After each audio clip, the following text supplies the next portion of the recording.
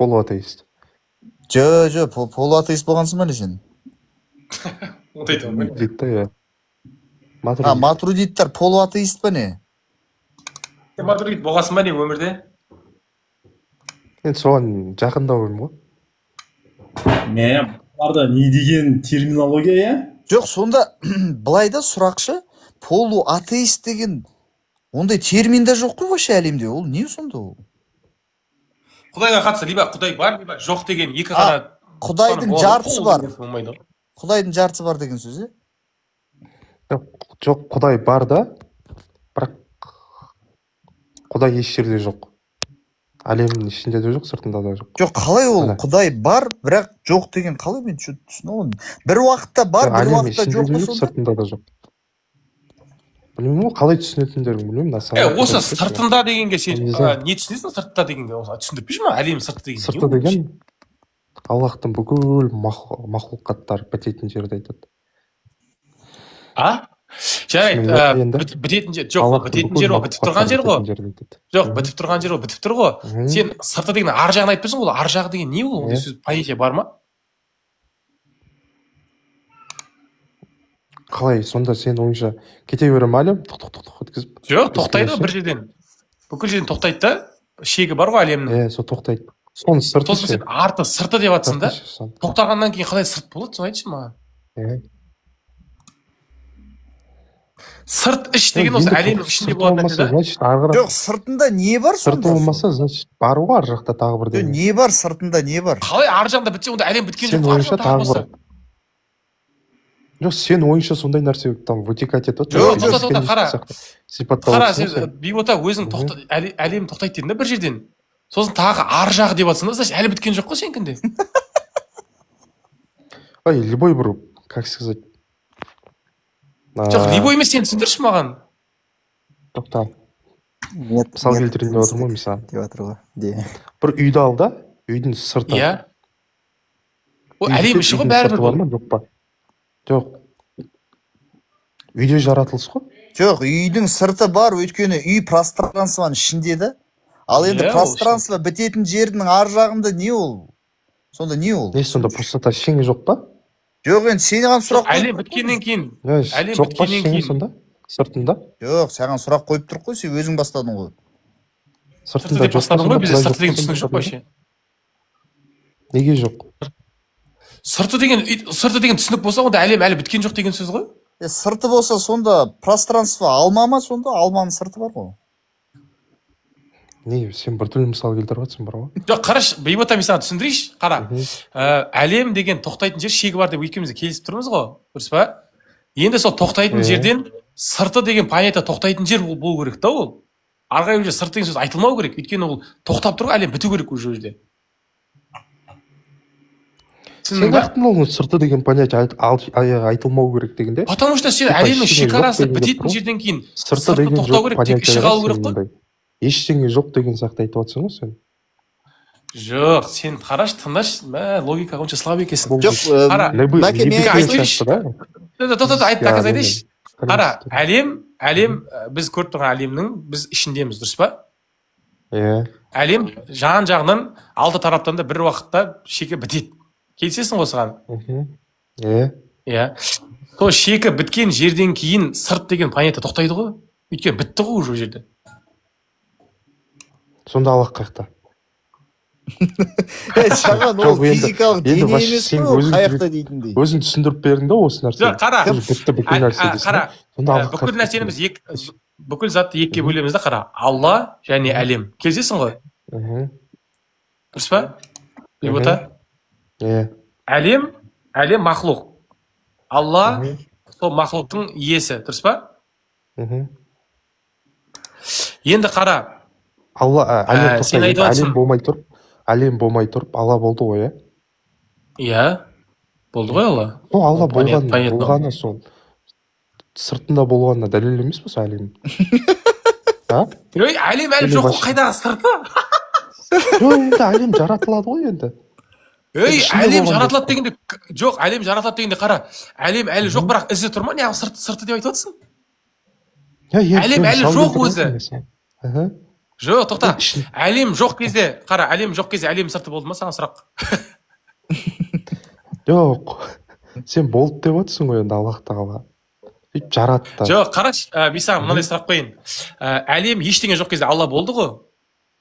Дұрыс па? Енді Аллах тағала Келісесің өзін ғой? ішінен жаратқан жоқ қой оны. Жоқ, тоқташы енді сұрағыма жауап берші. Ешнәрсе болған жоқ, Алла болды, дұрыс па? Енді сол кезде сенің үстіңде ол әлемнің сыртында тұрды ма сол кезде? Жоқ, әлем кейіннен жаратылды ғой. Жоқ, ең бірінші бастапқы етабын айтшы. Ешнәрсе болған жоқ, Алла болғанда қайда болды? Алла болды да, бүкіл әлем жаратылды. Иә. Жоқ, жаратылмады, Енді жаратылмайды, сол ешнәрсе әлем болған жоқ қой. Ештеңе болған жоқ. Кейін Иә? жаратылды деймін да. Енді Жоқ, жаратылған кірмей тұршы. Енді Аллах тағала жаратқан кезде әлемді ішінде жаратты ма, сыртында жаратты? Жоқ, іші сырты деген нәрсе жоқ. Қарашы, ешнәрсе жоқ кезде, ешнәрсе жоқ кезде қара. Іші Жоқ, сырты. қарашы. Әлем Алланың бір бөлігі ма не? Жоқ, қалай ол ішінде болды ма, либо сыртында болды ма? Жаратқан кезде. Қара, Алла шексіз ба, шектеулі ма? Шектеулі. Затымен. Жоқ, тоқтай тұршы, шектеліп қоя тұршы. Жаңа сұраққа жауап берші. Ешнәрсе болған кезде Алла қайда болды? Ешнәрсе болған кезде. Қалай ол қайда болды деген сұрақ қате ғой. Сен біздің келе жатсың бізге, иә. Жалпы ол кезде Аллаға қайда болдың деген сұрақ қате, дұрыс па? Келісіп тұрсың ғой оған, иә? Біреу көрініп жатыр ар жақтан бір әйел. Жоқ болса камераңда. Сен жауап берсей, сен сұраққа не аласың? Әйел көріне ма? жын көріне ма дейсің? Мен сен там, что хочешь сказать, не догоняю бар ғой, түсініп отқан жоқ. Жоқ, қара, оңай сұрақ қойып тұрмын, қара. Қайтадан қойшы, мемет араласып ете тұршы. Ешнәрсе жоқ кезде Аллах тағала қайда болды деген сұрақ абсурд деп тұрсың, дұрыс па? Енді әлем пайда болғаннан кейін Аллаға қайда деген сұрақ уже абсурд емес па? Жоқ. Егер қайда дегенде, мысалы, біздің жаратылысын ішін меңзейтін болса, ол вообще ол абсурд, иә? Жаратылысын сыртын айтып отырық қой. Жаратылысын ішінде емес екенін екеуміз де келісіп тұрмыз ғой, оны айтып тұрған жоқпын. Жалпы сен айттың, ешнәрсе жоқ кезде Алла бар кезде оған қайда деген сұрақ абсурд дедің, дұрыс па? Енді әлем жаратылды. Әлем жаратылғаннан кейін сол сұрақ қойылса Аллаға, Алла қайда десе, бұл уже абсурд емес па дейсің ба? Бұл уже абсурд емес, иә? Неге? Болды. Пайғамбар қойды. Логикасы күйіп кетті, логикасы. Жауап берсін. Қалай дейсің? Өйткені пайғамбар қойды ол сұрақты. Пайғамбар өйткені қойды? Сен пайғамбар қойған сөзді абсурд там. Бессмысленный сөз деп жатсың. Мен абсурд деп жатқан жоқпын, сенен сұрап жатырмын. Уже абсурд демесем айналды деп жатсың ғой. Енді пайғамбар қойғаннан кейін не деп жауап берілді? Жоғарыда деп жауап берді. Фиссама, иә? Мысалы, фиссаманың көп мағынасы бар, бұл жерде қай мағынасын меңзеп тұр? Биіктік. Биіктік? Иә. Биіктік деген мағынасын меңзеп тұрған кім бізге тәпсірледі? Енді қай мағынада енді? Аспан ішін айтып тұрған жоқ қой, түсінікті ол. Аспан іші. Жарайды, аспан іші деген мағынасын айтып тұрған жоқсың. Потолок деген мағынасы бар, мысалы, жоғары деген мағынасы бар. Соның ішіндегі бір мағынасын кім таңдап береді бізге? Кім? Именно олай тәпсірлегендердің ішінде мен білетін кім бар? Байхақи бар. Байхақи мекен жоқ деп айтқан адам Аллаға. Именно осыны тәпсірлеп береді ғой фиссаманы кім? Невозможно ғой, что Байхақи олайды. Сағанақи именно фиссаманы тәпсірлеп береді ол. Не деп тәпсірлеп береді? Фиссама, жеті қабат аспан үстінде, одан кейін аршын үстінде деп тәпсірлеп береді. Ол мойындаған, что Аллах тағала аршын үстінде екен. Бірақ ол Аллах тағала бүкіл махлуқаттан жоғары деп мойындаған ол. Сендер сияқты болмаған ол. Затымен жоғары деген, бірақ мекен тұрғысынан демеген. Затымен деген жоқ, қой. Бәрі мойындаған. Сен өтірік айтудан. Қой, өтірікке кетпек, бейбота, шынымен жауап берші. Енді қарашы, мен саған мынандай сұрақ қояйын. Әлем жаратылғаннан кейін, мысалы, Аллах тағала мекені болды деп жатсың ғой. Бұл сонда бұрынғы Алладан өзгеріс болды деген сөз бе әлде? Қалай түсіндіресің осы жерде? Өзгеріс болды дегенде Аллах тағаланың действиесі болды, иә. Аллах тағала өз Құранда айтады ғой. Аллах тағала аспан мен жерді 6 күнде жаратты. Астағфирулла, өзгеріс болды дейме құдайды. Жоқ, қараш, мынандай ғой. Мысалы, басында мекен абсурд болды, одан мекен болды да, мысалы. Бұл Аллада өзгеріс па? Жоқ, сен ештеңе жаратылмай тұрып сұрап жатсың да сен. Ол жерде Аллахтан басқа ешкім жоқ болса да, тек қана Аллах болса, ешқандай жаратылыс аршы да жоқ, су да жоқ, жер де жоқ, аспан да жоқ. Аллах қаяқтан болды деген не сұрау өзі? Ол вообще. Иә, дұрыс қой, абсурд қой. Аллах тағала жалғыз Аллах тағала болған ол кезде. Оған екеуміз де келісіп тұрмыз абсурд екеніне. Мен просто сұрап жатырмын. Просто менге қызық болып тұрғаны, біріншінде Аллаға абсурд болған нәрсе әлемнен кейін не үшін абсурд емес болып кетті, соны түсіне алмай жатырмын да мен. Значит, Аллада бір изменение болды ма деп тұрмын да, мысалы. Мысалы, кәне Аллах тағала, мысалы, хадис айтты ғой, өзі қалай болды, әлем болғаннан кейін де ода ешнәрсе болмағанын айтып тұр да, дәл сол күйінде қалды деп. Бірақ сенікінде әлемнен кейін мекен пайда болып тұр да. Вот видишь, сол разница ше хадиске. Мекен деген не өз? Сен түсінігіңде? Мекен деген бір жаратылыс па? Жоқ, жаратылыс емес қой. Просто мынандай ғой, неге біріншінде Аллах тағала мекен жоқ, одан кейін мекен пайда болды деген нәрсе ғой. Сен өзің догоняешь, что ты вопрос, қандай вопрос задавать етқан. Сен Аллах қаяқта болды деп жатсың да, ештеңе жаратылмай тұрып. Вообще сұрағың абсурд қой, өйткені Аллахтан басқа ешкім болған жоқ ол жерде. Иә, мекен де болған жоқ, иә. Мекен деген не? Тұрған орны ғой. Тұрған орны болмаған ба сонда? Ау? Сонда болмаған деп жатсың ба сен Аллах тағаланы? Сонда түсінбедім. Мекені болмаған. Жоқ, енді сен сұрап жатыр ғой, тұрған орны. Сұрап жатыр ғой, сұрап жатыр. Сен басында тұрған орны абсурд дедің ғой. деп жатсың ба сонда? Жоқ, Аллах тағала қаим би нәфсихи, өзігінен тұрушы зат бар да, мысалы.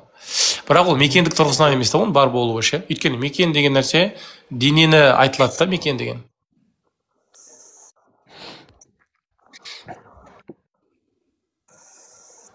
Мысалы, мынандай ғой, сен Аллах тағаланы әлемнің ішіне кіргізген жоқсың. Дұрыс па? Әлемнің сыртында деп тұрсың да, оны мойындап тұрсың. Басында оған не болған жоқ деп тұрсың. Ода мекен деген абсурд болды деп тұрсың. Ешнәрсе болған жоқ кезде. Енді әлем ол Аллах тағала өзінің ішінде жаратпаса, Алланың жан-жағында жаратылмаған болса, не үшін басында мекен жоқ болды, одан кейін мекен пайда болды? Егер ол әлемге вообще қатысы болмаса, бәйін болса, әлемнен бөлек болған болса. Сол ғой мәселе. Мекен деген не өз? Мекен деген соның алып тұрған орны ғой.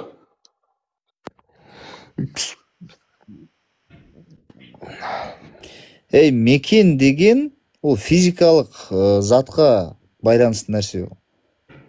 Алла физикалық заттан тұра ма? Жоқ, қараш, мекен деген бір сілтеу да, ишара. Сілтеу, кімге сілтеу? Физикалық затқа ма, жоқ физикалық емес затқа ма? Біз келісіп жатырмыз да осы жерде. Аллах тағала ештеңе болмай тұрып болды деген. Ол сілтегеніміздің өзі мекен ғой, по факту. Жоқ, болды деген ол. Если әдеби тұрғыда жоқ. Ол өз мекен. Жоқ, болды деген сөз. Сілтегеніміздің өзі. Ол мекені бар деген сөзбен тең ба? Әдеби тұрғыдан сол мағына береді ол болды. Қалай, тоқта. Болды деген сөз. Оқып келсейші онда. Жоқ, тоқтасайшы, оқып келсей, тоқта. Бір нәрсені болды десек, значит, автоматически мекені болу керек, оның.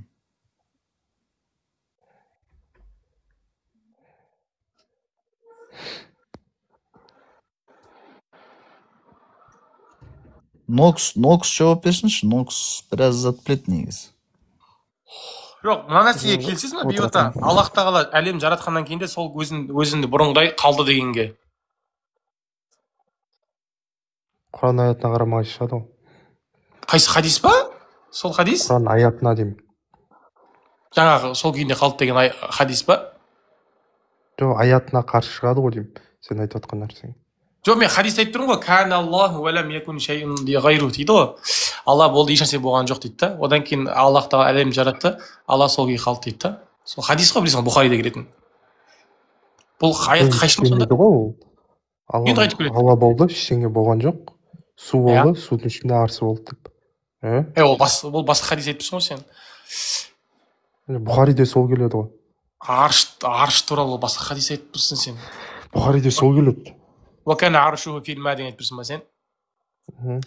Ол аршысы ғой енді, Алла қатысты емес қой. Алла бірге жүре ма? Арш айтқан кезде Алла айтыла ма? Нокс не дейді екен, Нокс? Нокс пока молчит дейсен да, так қосшы дейді. Қосатындар ғой. Нокс сөйлесінші, кім рахатың? Қызық әңгіме бастайын деп. Жоқ, олай емес. Қызықтар просто. Алла неге екінші әлемнен кейін бір как будто өзіне бір нәрсе пайда болды, сол түсінбей тұрмын ше. Мен басында мекен абсурд болады да, почему-то одан кейін мекен норма болып қалады ше. Изначально норма болу керек, либо екеуіне де бірдей болу керек қой, короче, бір позицияда болу керек ше. Мәке өте дұрыс.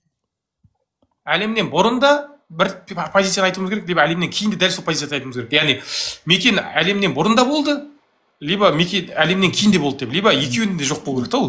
Біреуінде былай болатын болса, ол значит Аллада изменение болып тұр да ол просто. Дұрыс айтасың, өте дұрыс айтасың. Өзгеріс болып тұр. Ал өзгеріс деген ол уақытқа тәуелділік. Өйткені бастамасы бар өзгерістің, аяғы бар, дұрыс па? Уақытта өзгереді, уақытта. Уақытқа тәуелді ма сонда? Причем уақыт? Өзгереді, уақытқа тәуелді ма? Құдай уақытқа тәуелді ма? Өзгеріс тәуелді ма уақытқа? Өзің қиын философский сұрақтар қойып отырсыңдар. Жоқ, тоқта. Өзгеріс уақытқа тәуелді ма? Өздеріңе беттеріңе ұрсам, ренжисіңдер, жоқ. Причем тут философия, ол логика ол. Өзгеріс уақытқа тәуелді ма? Жоқ, қарапайым қазақтың сұрағы ғой. Мекен деген мақұлық па, енді сонымен не болды сол мекен деген? Жоқ, өзгеріс уақытқа тәуелді ма, тәуелсіз ба? Моментті қоясыз, саған ақимен сөйлесіп отырмын. Мекен деген мақұлық па? Мекен деген определенный мақұлық емес, бірақ мекен деген связанный нәрсе мақұлықпен ше. Өйткені біз көріп жатқан мақұлықтар денеда мысалы, ол дене бір орын алып тұр. Түсінсің ба? Дене болғаннан кейін, ол жисім болғаннан кейін ше. Енді біз Аллах тағаланы мұхалифатул лил хавадис деп айттық та, Аллах тағала қарама қайшы әлемнен да. Әлемнен бөлек. Вообще заты бөлек нәрсе да Аллах тағала. Енді біз бөлек нәрсе сыртында болмай ма енді? Бөлек болып. Жоқ, неге сыртында болса уже параллель жатқан болып қалады уже. Соның бір бөлшегі жатқан болады, сыртында болса. Енді сен қара, бүйтіп айтып тұрсың, қара. Әлем тұр, әлемнің үстінде Алла дейсің да, екеуі бір-бірімен көрші жатқан бір екі жисім болып қалды ғой? Неге жисім болып қалды? Неге сен пониманияң только жисімге келіп тіреледі?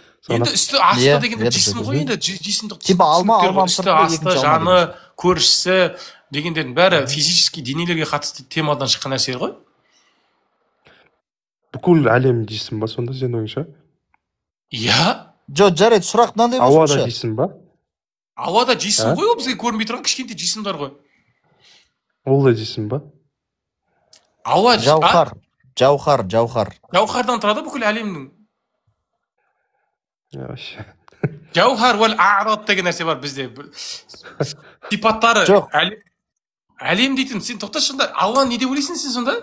Әшейін понятие ма? Понятие ма ол біздегі ауа деген? Бар ма? Жоқ па әлде ол?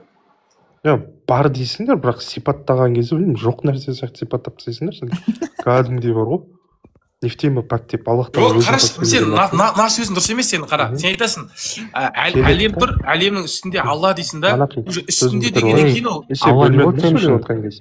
Әлеммен қара, әлеммен Алла үстінде жататын болса, бір-бірімен параллель жатқан екеуі бір неден шыққанда, бір жинстан шыққанда екеуі, түсініп ба, егер үсті асты дейтін болсан.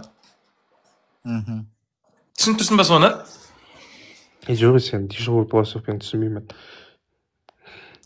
Үсті дегенде басқаша қалай түсіндіресің?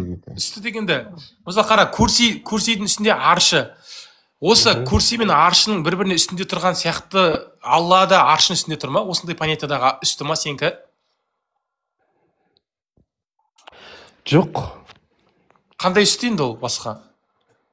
Жоқ, сен сұраған қате, өйткені ол курси мен аршының арасы ол алып тарап жүреді, уақыт заман жүреді. жаратылысқа қатысты нәрсе жүреді ол жаратылыс енді бітеді, аллаға алты тарап ішінде. жоқ деп айтасың ба сен? Тоқтаса бітіріп алайын да. Жарайды. Аршын үстіндегі нәрсені айтып жатсың сен, аршын үстіндегі Аллахты айтып жатсың сен. Оған уақыт жүрмейді. Иә. Иә. Қалай салыстырып жатсың екеуін вообще? Жоқ, мен салыстырақта сұрап жатырмын, сондай үстін айтып тұрсың ба деп. Просто үсті біз деген үсті дегенде сол түсінеміз Жауап ғой. бердім ғой енді. Жауап берген жоқсың ғой маған? Сол үсті ма, сол емес па екен айтшы маған, иә или жоқ деп. Биіктік тұрғысынан иә, сол. Биік тұрғысынан сол, иә, сол үсті деген. Мгм. Онда жалғасып жатыр деген сөз ғой? Бірінен кейін бірі. Бір типтан болып тұр ғой. Қалай бір типтен?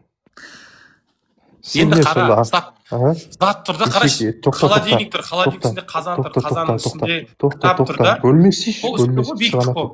әдеп жоқ сенде бар ғой негізі. Мен тыңдап Айтшы. Просто мен тез ойлағанды тез сөйлеймін да. Айтшы. Астында 42 адам отыр. Ұят қой көрген адам, мен мына басқа әңгіме басташы Мәке, имамы сағыз шайнап ешкімге сөз бермейтін тек қана өзі сөйлейді екен дейді ғой.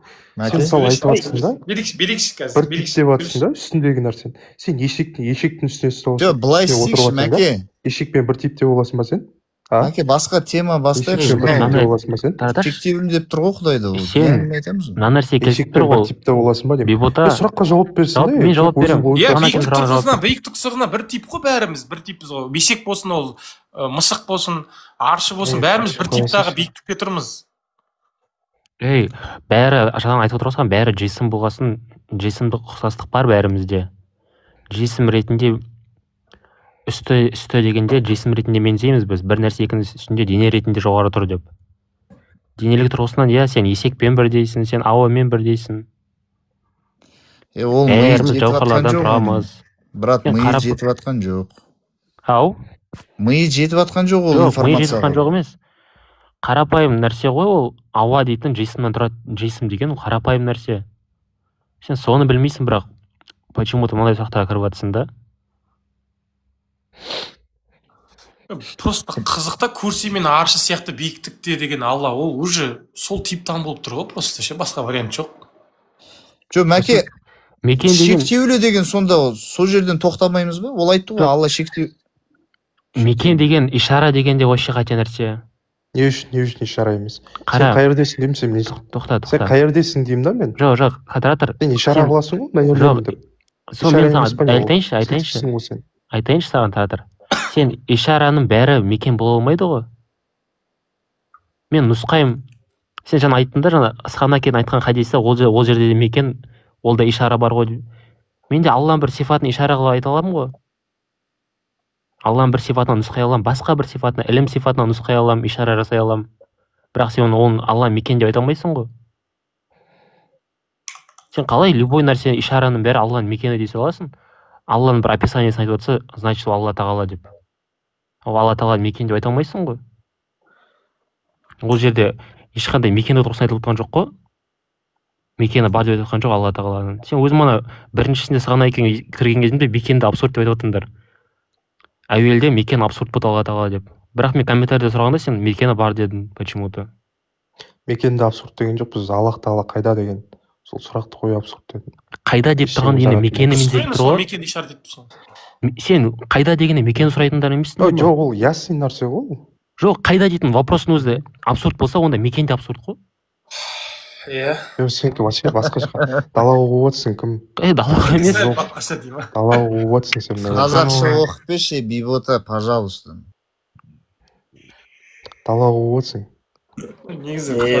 Қарапайым мекен дейтін жаратылыстың сипаты деген нәрсені айтып отыр ғой, жаратылыстың описаниесі деп саған. Мекен болсын, уақыт болсын. Өздігінен жаратылыс жоқ па сонда, мекен деген? Жаратылыс жоқ әрине өздігінен. Сенің Бибота дейтін есімінде өздігінен жоқ қой по факту. Жаратылыс емес қой сенің есімін. Сен бірақ барсың. Бибота дейтін... Онда жаратылыс біткен жерде де болмайды ондай нәрсе описание. Сендер жаратылыспен описать етіп отырсыңдар ғой. Аршын үстінде деген. Ондай понятие жүрмейді онда. Қандай понятие жүрмейді?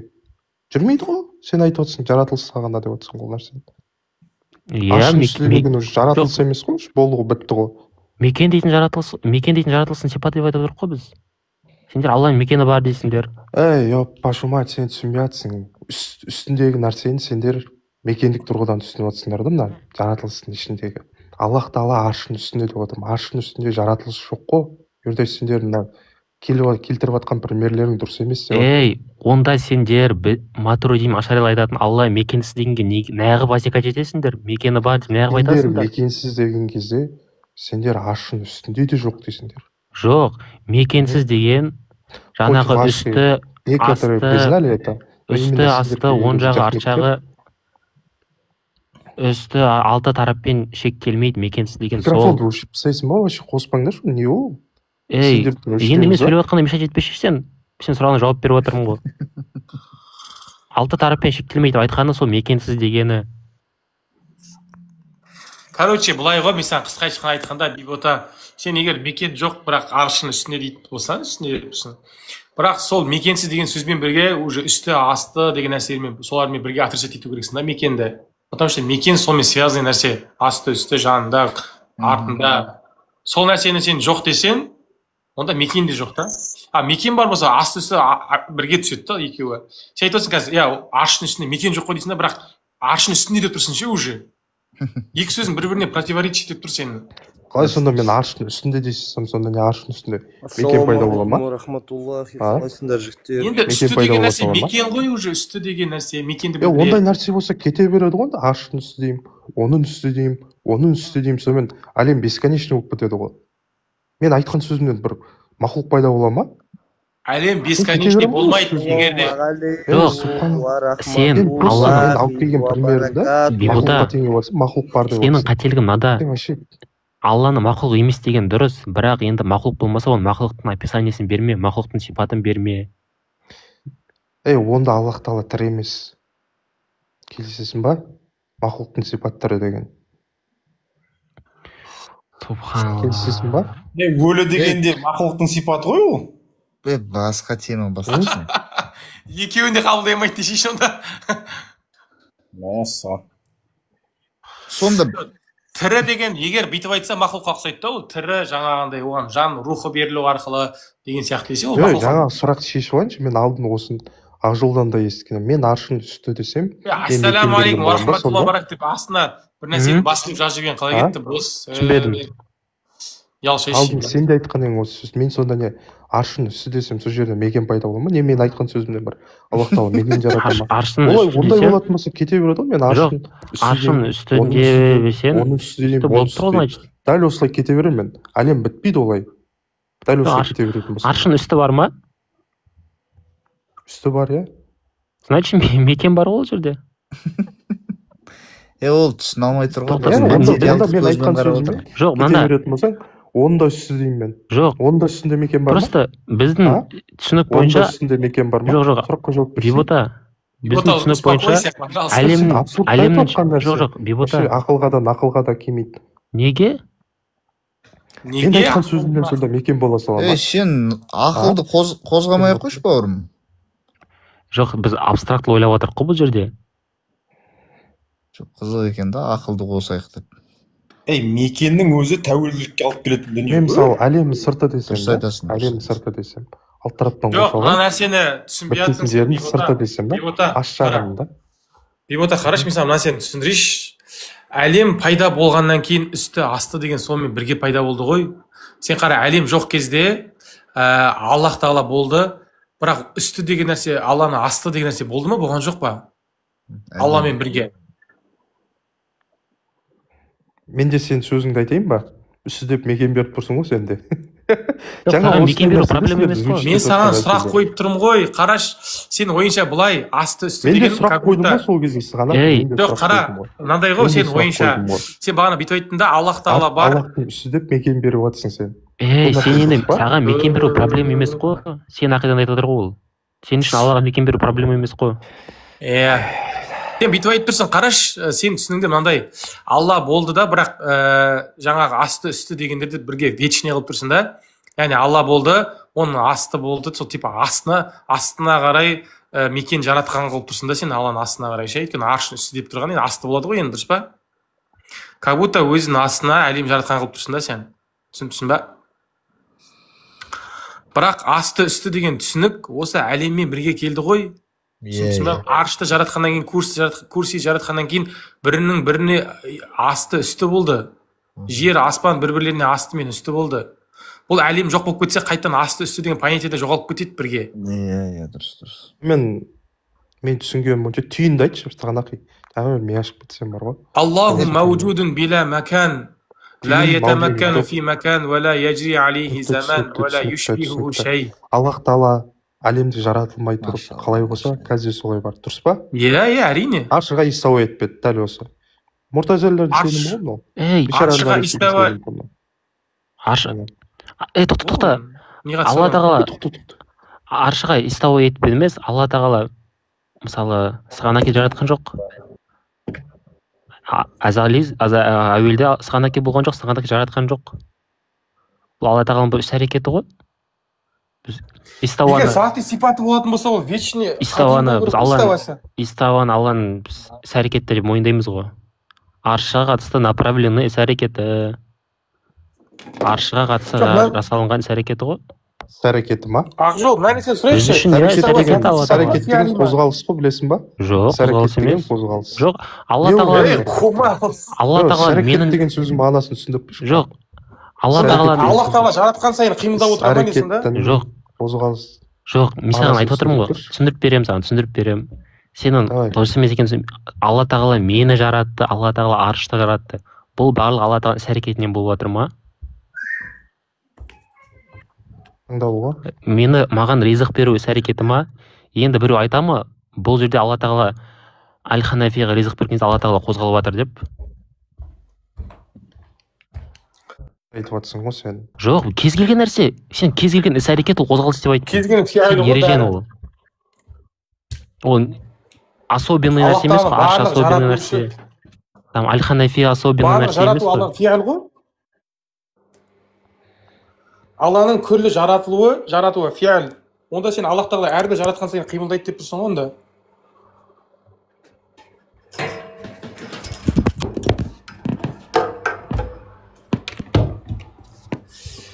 Сен истауаны фиали сипат деп тұрсың ба, әлде сати деп тұрсың ба? Сен айтшы.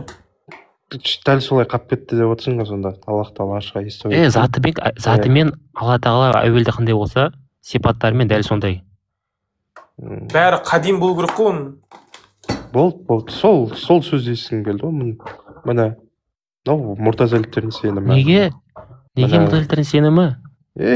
Мұртазиліктің сенімі ғой, солай сенген олар.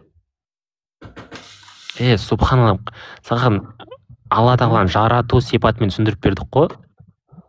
Жоқ, сендердің айтып отқан сөздерің точно мұртазиліктердің айтқан сөздер. Жоқ, мұртазилердің сенімі полный қате ме? Жоқ, мынандай нәрсе бар. Жоқ, полный қате емес, мынау имам дейсің сен астындағы. Бейбота қара. Мұртазиліктер имам деймін ба? Кімді имам деймін? Бишар әл-Марисиді имам дейсің сен. Қашан айт имам деп? Уаллахи айттың сен өткенде біз. Қай жерде айттым? Обайдың эфирінде отқан кезде айттың ғой, Бишар әл-Мариси имам. Мен Бишар әл-Марисиге қатысты кәпір емес деп айттым. Мұсылмандардың имамы деп айттың. Жоқ, кәпір емес деп айттым. Мұсылмандардың сөзден секіре бересіңдер. Жоқ, не әдет осы? Жоқ, кәпір емес екен айттым ғой Бишар әл-Марисидің. Мен сосын сенен сұрадым. Мұсылман ба дедің? Я дедің сен. Имам ба дедің? Үлкен имам ба дедің? Жоқ, үлкен имам емес, бірақ имам дедің мұсылмандардың. Қай салада дедім? Мен неге қатысты айттым ғой? Мен оны мойындаймын ғой. Араб тілінің имамдары шыққандығын тілдердің арасында ол проблема емес қой. Мұсылмандардың имамы деп отыр. Енді мұсылмандардың имамы. Определен наукалардағы имамы ғой мұсылмандардың. Ол кез келген қандай мутазилиттер санда.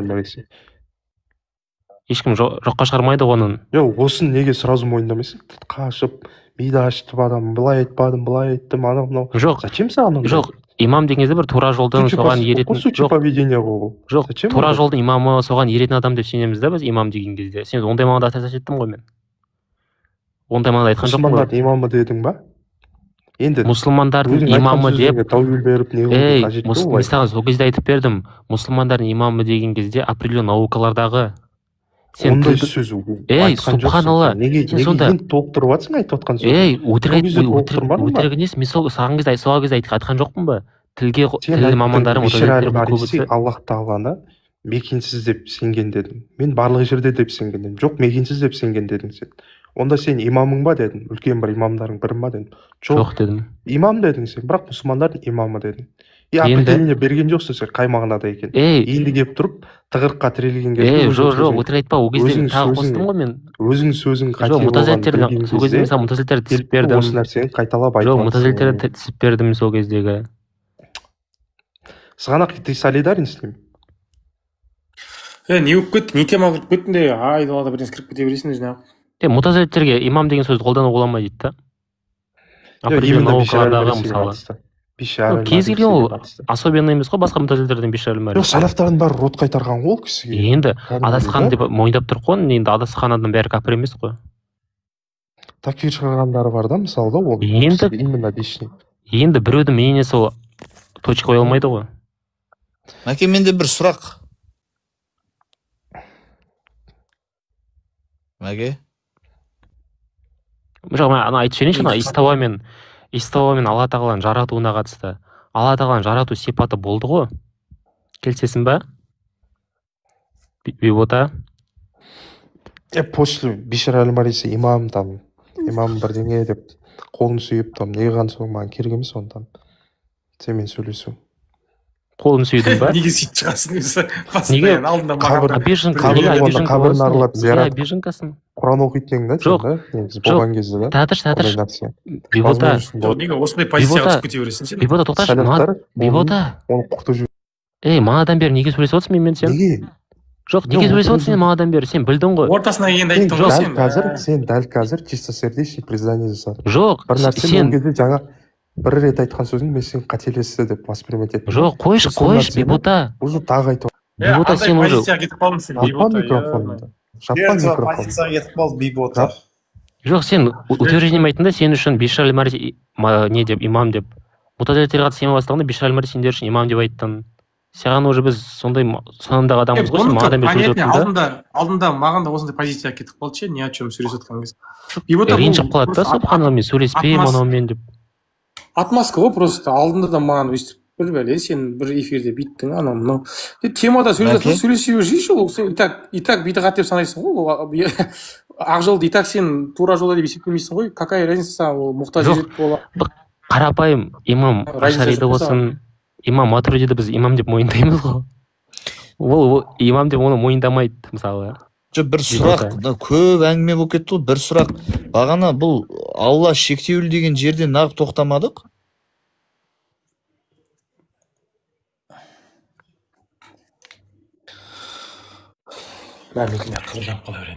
Мен сол жерін түсінбедім да, ол Алла шектеулі деп тұр да. Ол ар жағында не керек оны әңгімені жалғастырып. Иә, дұрыс айтасың моментта.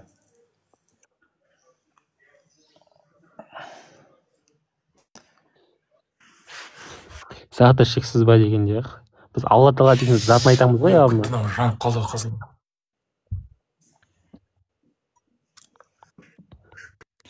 Бұны шексіз деп, видишь, бұлар қабылдамайтын себебі, мына пространствоның сыртында болса, онда тақал қалады ғой ол бер жағы. Ар жағы шексіз болуы мүмкін. Бер жағы тақалып тұр. Оның Алланың заты шексіз ба деп тұрғанда, Алланың затын дене көріп тұр ғой. Иә, Алланың заты дене болса, әрине біз айтамыз, Алланың заты шектеулі болу керек деп. Алла тағала дене болса, ол шексіз дене бола алмайды. Олар жауһарсыз не ете алмайды да. Короче, негізі былай қарап тұрсаң, тура христианский не ғой понятие. То есть, туылғаннан бері олар жисм мен жауһарды көріп өскен ғой. И олар елестете алмайды без жауһара, без жисма заттышы. Сосын айтып жіберетін нәрсе, біз Алланың сипатын Алланың затынан бөлек алмаймыз ғой. Алланың заты шектеулі болса, онда сипаты да шектеулі дейтін нәрсе. Бірақ Алла сақтасын, ол куфр нәрсе ғой, Алланың сипаттарын шектеу дейтін. Жалпы шектеу деген өте опасты нәрсе ғой. Либо Алланың сипаттары Алладан бөлек дейтін нәрсе шығады. Ассаламу алейкум рахматуллахи ва баракатуху. Абу Солих, Турциядағы Абу Солихсің ба? Evet. Siz kimsiniz? Tanımam da. Мен сені танып тұрмын, Клау. Tamam. Абу Омар досың қайда? Абу роднойым ба? Үйде ол кісі. Ахавит роднойың қайда? Жақын ғой ол кісі. Тамырың ба тамырың? Екеуің қалай дос болып жүрсіңдер, мен соған таң қаламын. Сен матуридий, анау сәләфит. Енді ахи, Туыс қауыммен қалай сөйлесіп жүрсіңдер? зема ғой. Кейде артық кетсе бір төбелесіп аламын. Екеуің Абу Умар деген кіріп жүрген ба бізде эфирге? Иә, бір вахаби брат же. Абу Умар Саситлинский. Ол жігіт сөйлесе келе ма не негізі? Біртүрлі ғой әңгімесі. Жоқ, ахи, білмеймін, мен нормально сөйлеседі әйтеуір. келеді ахи. Жақсы кішкене. Просто ана дауысы груби ғой, сосын көп ойлайды ғой. Ауасындағы не тұр оның? Абу Умардың ауасында не тұр? Қандай ауа тұр? Ау? Саудияның флагы, по-моему. Иә. Ол андай ғой. Саудияның флагы не керек деймін дос? Андай ғой, просто ол... Саудияның флагы тұрмайды ол жерде. Ненің флагы тұрады? Алашорданың флагы тұр. Қойшы, Алашорданың кім отыр? Алашорданың кім анау дейтін? Алашорданың алғашқы флагы ғой. Сонда алашордалықтар матрудит болды, бұл сәләфит, е? Иә, жоқ. Әңгіме ода емес қой. Просто там не бар ғой. Шахада тұрға деп тұрсам да? Шахада ма, брат, сығанаки? Шахада тұрады, сосын Алашорда үкіметі жасасын деп тұрады, ол да астында. Сондай бір сол үшін қойып қойған ғой. Сосын ол флагты поделка деп жүр ғой сосын еще негізі. Иә. Деген сияқты білмеймін енді, Аллаху алем. Даиф риуаятпен жеткен флаг ба бізге? Жоқ, даиф дегенде. Иә. Мен ойымша білмеймін, өтірік нәрсе сияқты Алашорданың шахада болуы олардың. Неге Алашордалықтардың көбі мұсылман ғой осыны? Жоқ, мұсылман бізде де. Негізі екі версия бар флагтарында. Әбеке. Мынау біз айтып жүрген флаг, тем более недостоверный, короче, ше негізі. Таза матруди ашари матруди болған кісілер дейді ғой. Бірақ өтірікпен де бұл жерде жалпы не істей берсек болады деп отырмын. Қазақтардың да көпшілігі мұсылмандар ғой, билікте отқандар да мұсылмандар. Жоқ, олар дейтін, мысалы Алашордалықтардың көбі байдың балдары. Байдың балдары ең бірінші неден білім бастады? Арабша ауылдағы молладан білім бастады. Содан кейін барып Семейдегі, Орынбордағы лицейлерге түсіп бастады. Орман шаруашылығы олардың фундаменті ауыл молдасынан басталды. Любой бір Алашордалықтың несін қарашы? Қайдан білім алды? Ауыл молдасынан білім алып бастады. Медресе оқып бастады. Енді менде сұрақ болып тұр да, Әбеке. Менде сұрақ болып тұр да. Айтып берейін сосын. Айта беріңіз. Сәл нефтемен болады, бірақ там айтып жүрсіз, мен басқа темаға алдап жүрмін. Соңғы сұрағым бұл, мен жаңағы темаға қатысты енді. Алашордалықтар жақсы, байдың балдары деп жатсыз ғой. Ілім алған. Онда неге ислам мемлекетін құруға тырыспады? Олар дейтін, ислам мемлекеті халық полный бізге ислам мемлекетін құратындай халық қабылдай алмады ғой ол кезде. Жоқ, маған қызық болып тұр да. Жоқ, халық қазіргідей болды. Қазірде де біз ислам мемлекетін құруға халық дайын ба? Дайын емес. Жоқ, дайын бе? Әңгіме ондай ғой.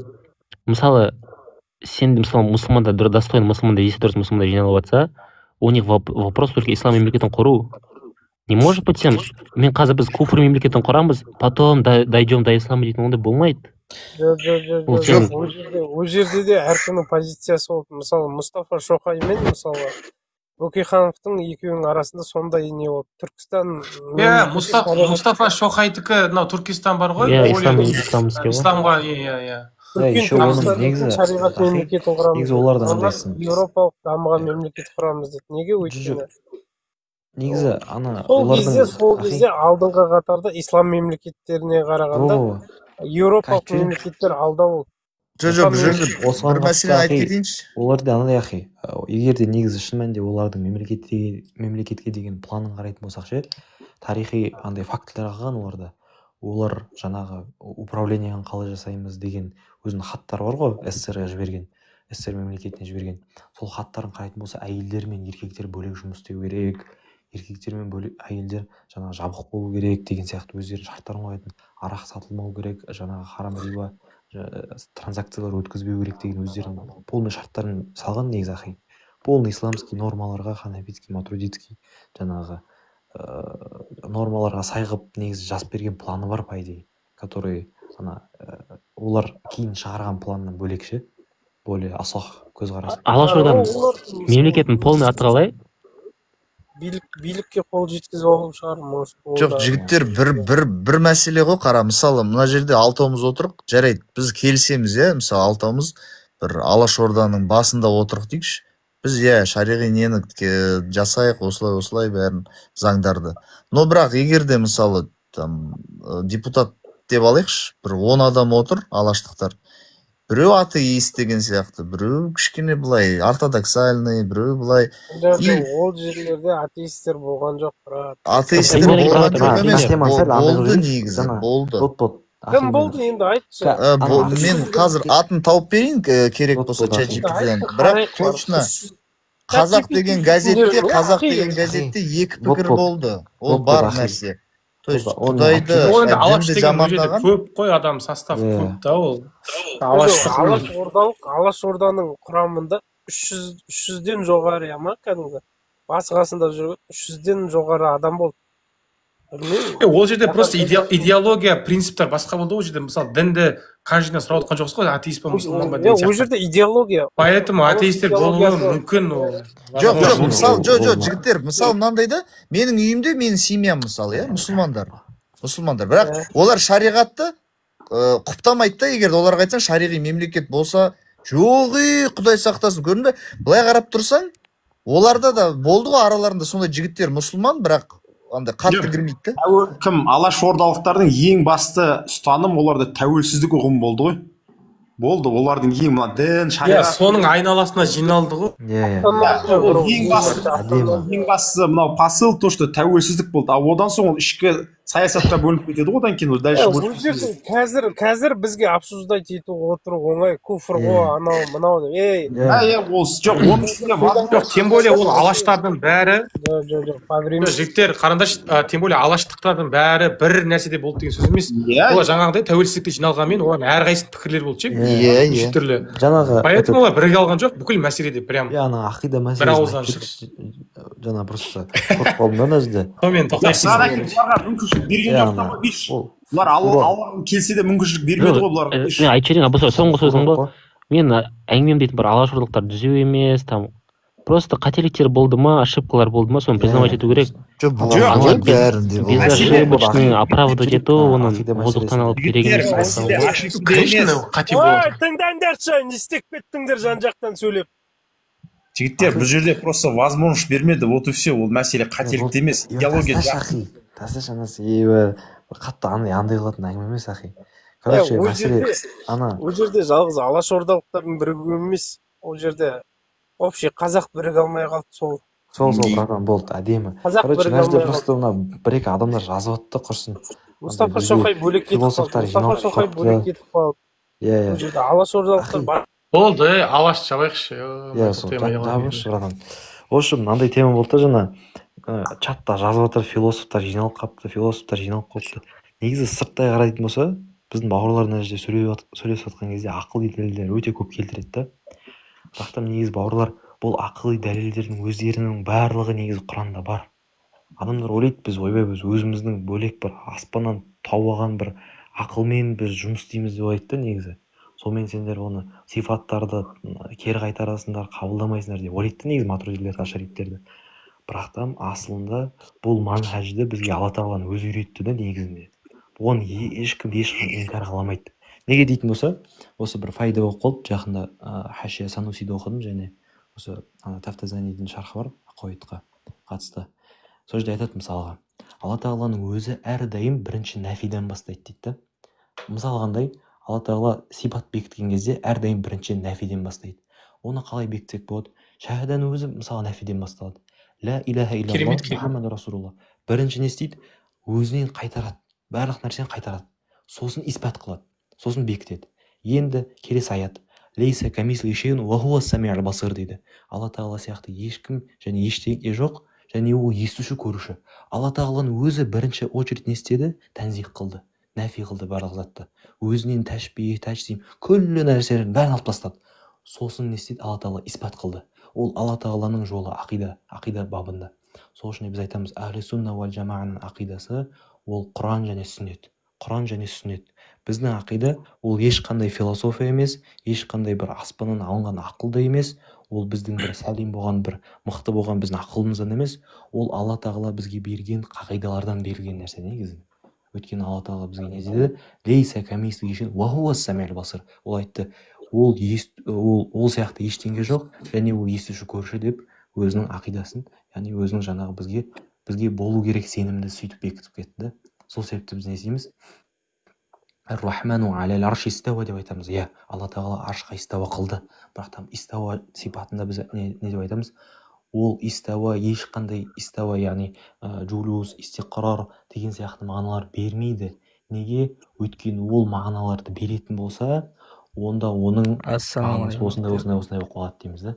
Ол Алла тағаланың жолы. Біз айтамыз, біз бекітеміз сипатты, қалай келді солай иман келтіреміз, ешқалай өзгертпейміз, ешқалай сипаттарды ажырамаймыз, олардан жаңағы оны қайтармаймыз да. Сол үшін бауырлар Ахлі сунна уал жамааны, матуридилерді, ашарилерді философ деп атауды қойыңыздар. Өйткені біз ақидамыз тек қана Құраннан және бөлек бір ақыл тауып алған сияқты қылады ғой бізді. Бөлек бір жерде ақыл шығарып алған сияқты. Ойлайды то, что біз жаңағы біз өзімізден бір жаңағы насафилерден келген бір ақылымызды, бір Уасыл ибн Атаудан келген бір ақылды қолданады деп ойлайды да, құрсын. Мен ләдүнни айлмен келген ба бір. Андай әңгіме ғой, ақыл дейтін бір логика дейтін бір біреудің несі сияқты көреді да, Аристотельден шығарылған нәрсе. Иә, ақи, Алла тағаланың өзі ақылы дәлелдер келтіреді ғой, ақи.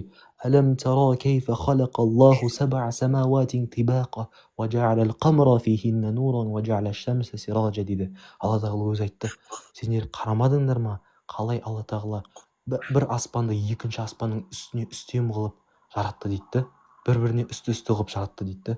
Сол жерде тәфсирде жазады, Жәллейн тәфсир имам Суйути жазады өзі. То, что назру иля халқихи ядуллу аля халиқихи дейді. Бір жаратылысқа қарау онда оның жаратушысы бар екеніне меңзейді дейді.